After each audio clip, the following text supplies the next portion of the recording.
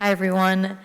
I definitely feel like an interloper here for my presentation, but I hope it offers a little bit of a different perspective. Not different meaning that the other perspectives earlier and after me are somehow incorrect, but that I'm an anthropologist and we just like to hang out with people and collect stories. So I'm going to tell some of those today and just kind of go over a little bit about what my recent book that I published is on.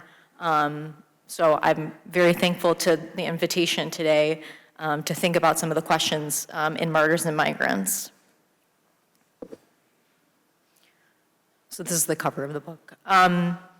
So after the 2011 Egyptian revolution, Coptic Christians in Egypt faced more violent attacks and religious restrictions, which have been ongoing, whether in local attacks in El Minya, elsewhere, or everyday forms of discrimination in work, school, in the street.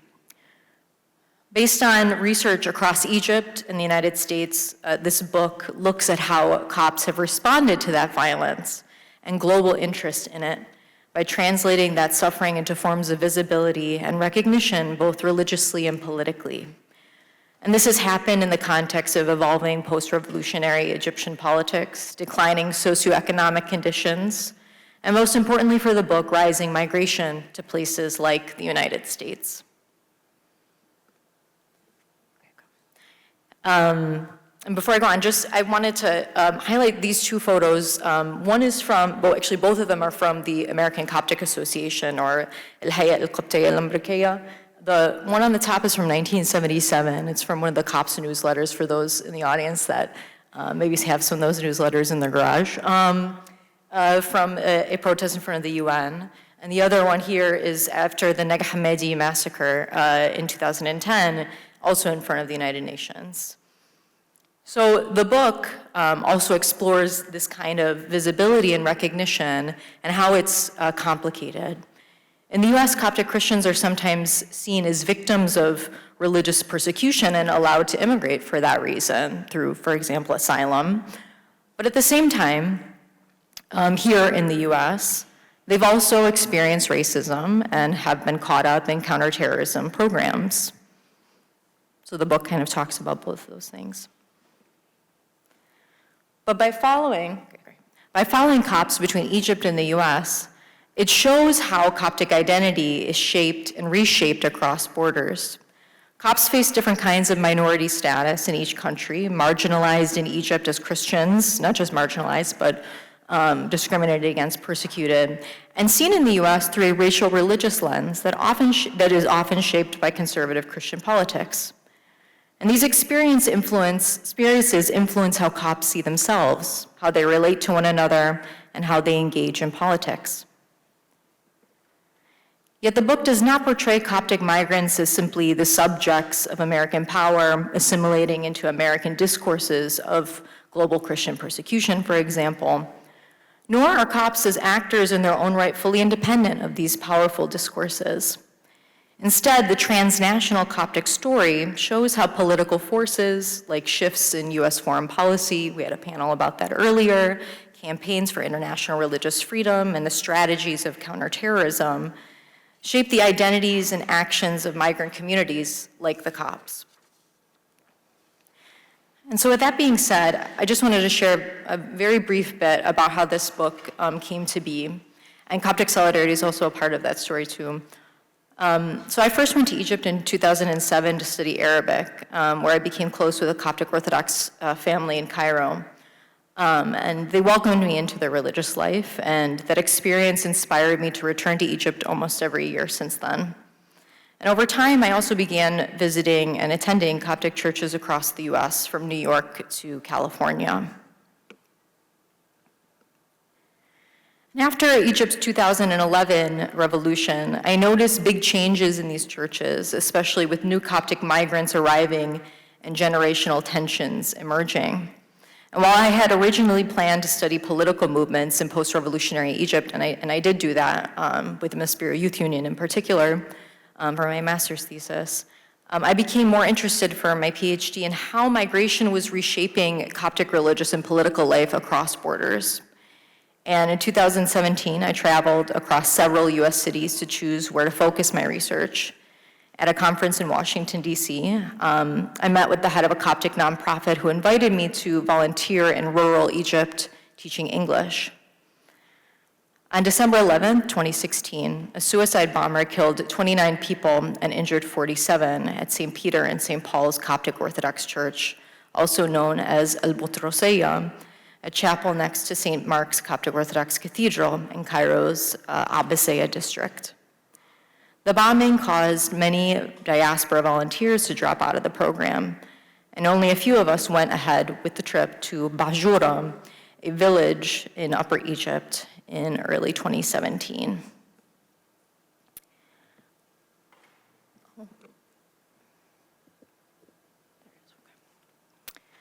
While there, I learned that nearly every family had relatives in the US.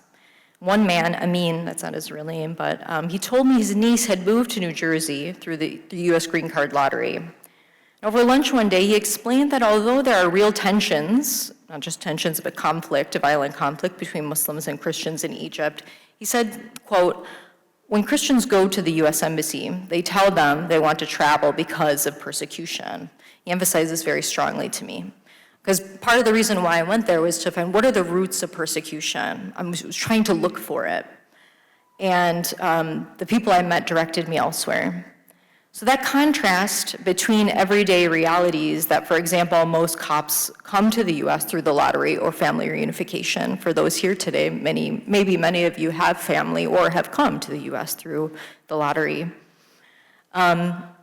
So between those everyday realities and how persecution gets taken up as a narrative or a form of collective identity, that sparked deeper questions for me about what happens in the process of migration, what happens in the politics of migration. So with Amin's help and others, I began exploring how Coptic migration is shaped by both local struggles in Egypt and larger global forces.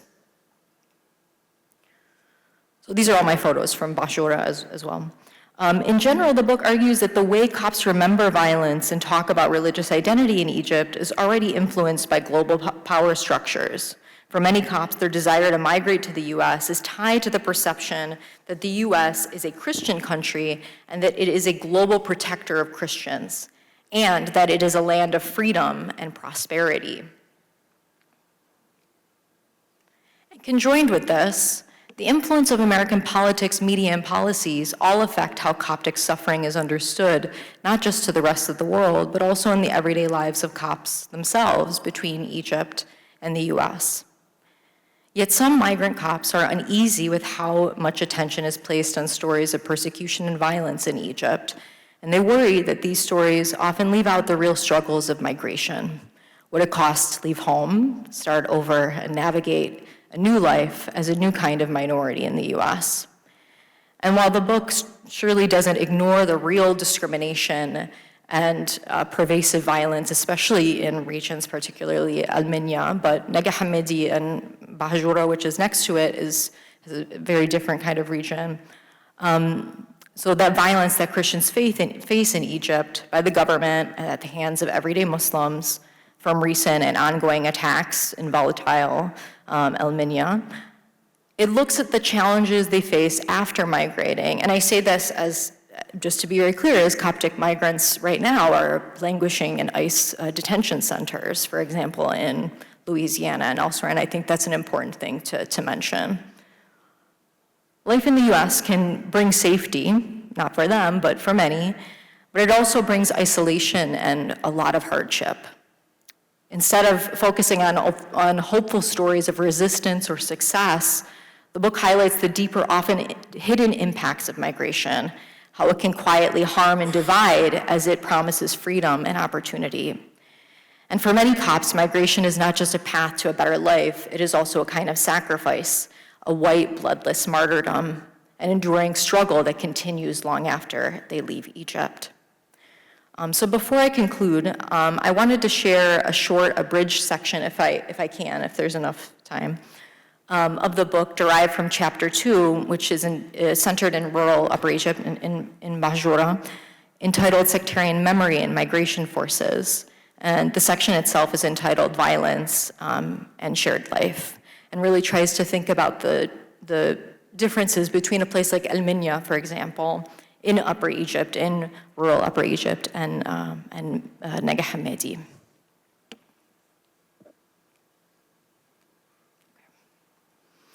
So on May 26, 2017, masked gunmen opened fire on a bus carrying Coptic pilgrims traveling from Maghaga, quite kind of hard to say, in El Minya, Upper Egypt, to the monastery of St. Samuel the Confessor.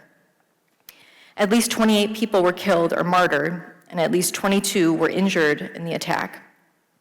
I arrived in Bajura about an hour after the news broke in Egyptian and international media, and the family I was staying with gathered solemnly in the living room for tea as coverage from CTV, a popular Coptic broadcasting network, played in the background.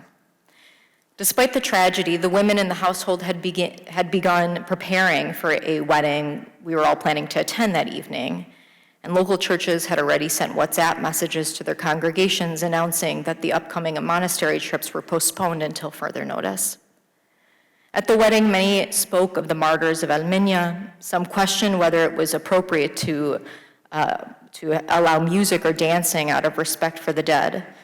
Nevertheless, many of the men drank and danced throughout the evening, and an older man was visibly intoxicated. One of the sisters leaned over and whispered, "People are sad tonight because of El Minya." Later that night, back at the house, a cousin of the family sat in the living room scrolling through Facebook. In his late 20s, Isha expressed frustration with how Muslims were responding to the events in El Minya. And he felt there was a lack of direct acknowledgement of the suffering and martyrdom Copts had endured. We eventually made our way to the rooftop for a nightcap, and the conversation continued to revolve around what had happened. One of the women remarked, "I think the problem is connected to the Pope and his support for the president, al-Sisi. When he appeared on July 3rd, 2013 with Sheikh al-Azhar and Sisi, it signaled support for Morsi's ousting." Her sister-in-law responded, "But he had to. The message of July 3rd was that both Muslims and Christians supported the removal of Morsi." Another family member added, "This is exactly why it's dangerous. Islamists use it as a reason to attack Copts." An uncle retorted, "Well, we've been here for 2017 years, and they've only been here for 1400. Who are the original inhabitants of this country? Min asal al-balad." The following day, a friend and I visited a local church to meet a priest. And sitting in his office, he asked, "Did you see what happened?" referring to the attack. And he continued, "Of course, many people are immigrating, given the country's condition and this ongoing persecution. Still, some Copts in Bajura insisted, and very much insisted, that the narrative of persecution, which I had come to research and to find the roots of, that alone didn't fully capture their experience. Even in the aftermath of the attack, Copts emphasized that discrimination, tamyiz, was not only from Muslims toward Christians, it also existed among Christians, particularly along class lines, tabaqat." There was one particular person who was very emphatic about that. And he said, "It's not just Christians and Muslims." He's a young pharmacist. "El Minya is a political event, and these terrorists, irhabiyin, are striking at Sisi's weak point, Christians, because they've supported him. Targeting them is like targeting him." And the same person was also upset that when we went to a particular sweet shop, I was like, "Are we going here because it's a Christian shop?" And he got very angry at me, and he said, "No, Candace, we're going here because it's the best shop in Nega Hammadi." I was like, okay. So Christian-Muslim relations in Egypt can't be reduced solely to persecution. And in villages like Bajura, this is from Nega Hammadi, the next one's from Bajura, but in villages like Bajura, Muslim-Christian relations are instead shaped by a constant oscillation between both friendship, in all honesty, and conflict. A Muslim mother might tell her child, don't eat in the Christian area, Shign Nasara, that's in Bajura, that they'll poison you. Sorry.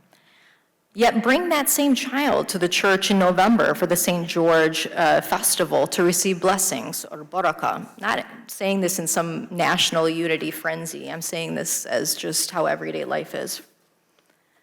In June 2017, I again walked through Bajura with Amin, and as we passed a falafel shop, I noticed a decorative sign inside that read that there is no God except Allah and Muhammad is his messenger, indicating that it was likely Muslim-owned. And I was surprised the shop was open, given that it was Ramadan. In cities like Cairo, police often shut down eateries during the day.